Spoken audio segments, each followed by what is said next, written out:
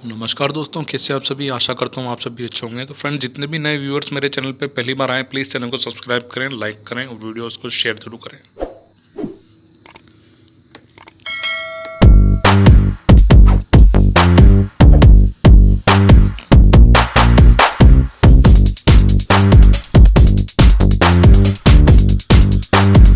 तो बताना चाहता हूँ दोस्तों, एक नया करंट अफेयर्स आया है जिसके अंदर न्यूजीलैंड जो है वो पहला देश बन चुका है जलवायु परिवर्तन कानून लागू करने वाला। तो एक बार आप देख लीजिए कि किस हिसाब से न्यूजीलैंड, देखिए कितना, ये हम देख सकते हैं कि कितना ये समुद्र के बीच में है और दूर दूर तक कोई भी, चारों ओर इसके बस जो है वो समुद्र है।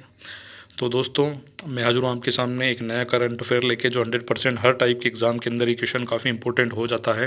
क्योंकि एक तो क्या है कि काफ़ी क्रिटिकल इशू है ये जलवायु परिवर्तन पे, क्या है कई सारे क्वेश्चंस वगैरह आते हैं। और जिस तरह से क्या है कि जलवायु परिवर्तन से क्वेश्चन पूछे जाते हैं तो उसमें क्या है कि सारी चीज़ों को कंसिडर किया जाता है, जिसके अंदर आपकी ग्रीन गैस वगैरह और हर तरह के क्वेश्चंस वगैरह सारे उसमें आ जाते हैं। किस टाइप की गैसेज वगैरह होती है, पूरे एटमॉस्फेयर में क्या है, कैसा क्या, सब कुछ इसके अंदर आ जाता है। तो दोस्तों, आज हम इसी पे बात करेंगे। जैसा कि आप सभी को पता है, न्यूजीलैंड जो है वो फर्स्ट कंट्री बन गया था जब उसने एडोप्ट किया था zero carbon law. Zero carbon law उसने जब एडोप्ट किया था तो वो पहला देश बन चुका था। तो अब इस कंट्री ने क्या है कि अब ये फिर नंबर 1 देश बन चुका है जिसने पहली बार, तो अब ये देश जलवायु परिवर्तन कानून लागू करने वाला पहला देश भी बन चुका है।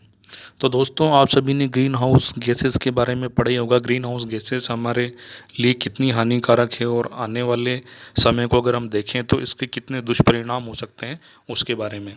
तो दोस्तों, इसके लिए मैं आपको बताना चाहूँगा कि न्यूजीलैंड एरिया है ये टोटली जो है ये एक ओशन के अंदर है सारा।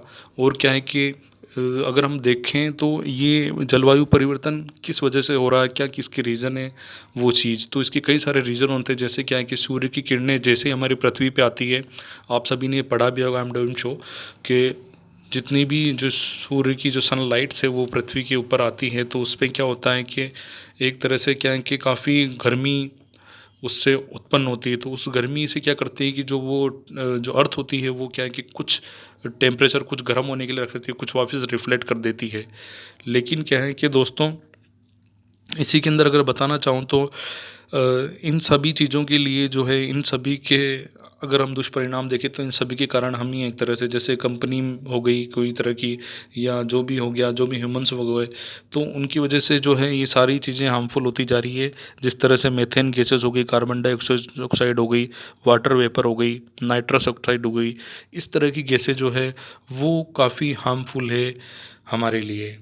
तो दोस्तों, according to this new law the government can summon the company on the ill effect of climate change. Company क्या कर सकती है, कंपनी नए कानून के मुताबिक सरकार जलवायु परिवर्तन के दुष्प्रभावों पर कंपनी को तलब कर सकती है। Government can ask for any information related to climate change and any report from companies. हर क्लाइमेट चेंज से रिलेटेड जो भी जानकारियाँ होती, जो भी रिपोर्ट्स होती है वो सरकार ले सकती है।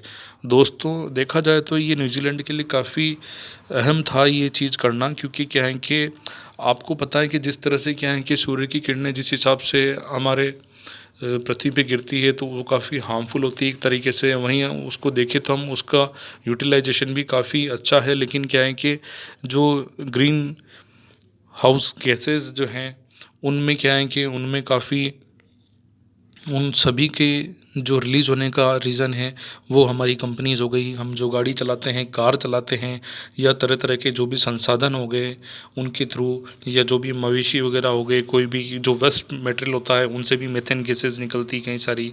तो दोस्तों, वो मीथेन गैसेस जो है वो हमारे एटमॉस्फेयर के लिए काफ़ी घातक साबित होती है।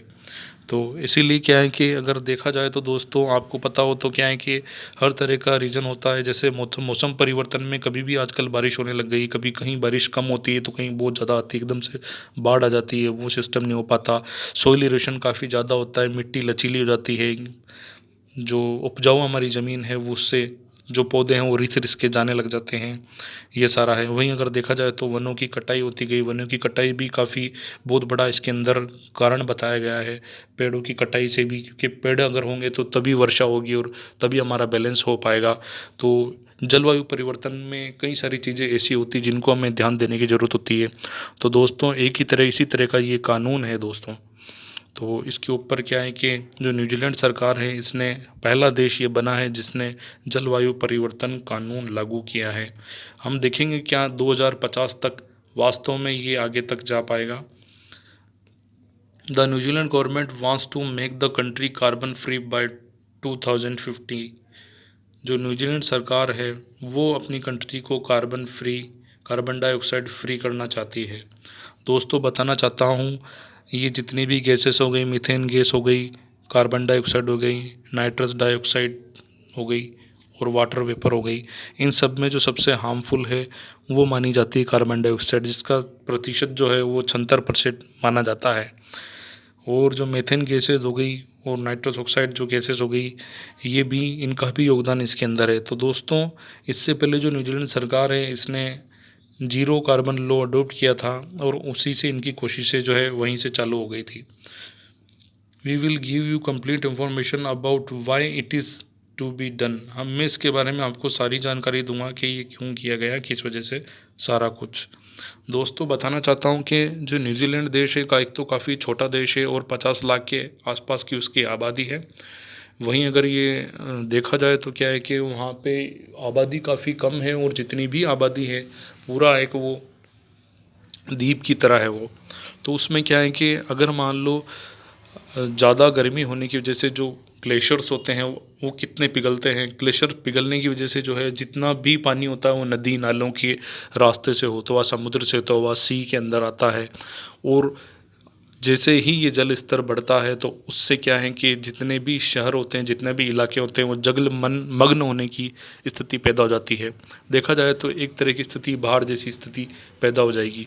अगर मान लो ये चीज़ नहीं की गई तो क्या है कि आने वाले टाइम पे पूरी पृथ्वी पे जो है तो इसके कई तरह के दुष्परिणाम भुगतने पड़ सकते हैं। तो दोस्तों जलवायु परिवर्तन कानून जो है इसको लागू करना काफ़ी ज़रूरी बन जाता है और कई देशों ने मिलकर भी इस पे कई चर्चाएं की है और कई सभाएं की है और कई तरह के सम्मेलन इसके ऊपर हुए हैं। और हम अगर फ्यूचर में देखें तो क्या है कि इसके जो नुकसान हैं वो काफ़ी ज़्यादा होंगे, लेकिन उससे समय रहने से पहले अगर यहाँ पे नया स्टेप ले लिया जाए तो काफ़ी बेटर होगा दोस्तों।